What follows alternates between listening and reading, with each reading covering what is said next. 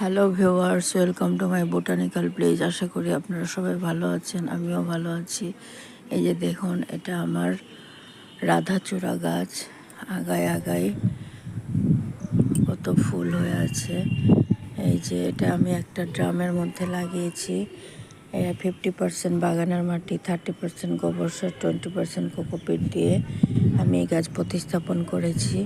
আপনারা চাইলে ছাদ বাগানে সব গাছের পাশাপাশি রাধাচূড়া গাছ করতে পারেন। টবের মধ্যে খুব সুন্দর হয় আর থোকায় থোকায় ফুল ধরে।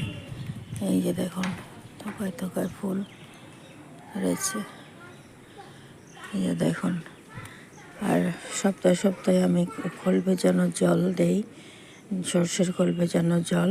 আর ফাঙ্গিসাইডের জন্যে সাপ স্প্রে করে দেই।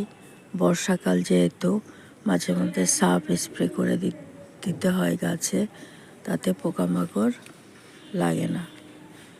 ভিডিওটি ভালো লাগলে প্লিজ সাবস্ক্রাইব করবেন, সাবস্ক্রাইব করে আমার পাশে থাকবেন। আজকে আসি, টাটা।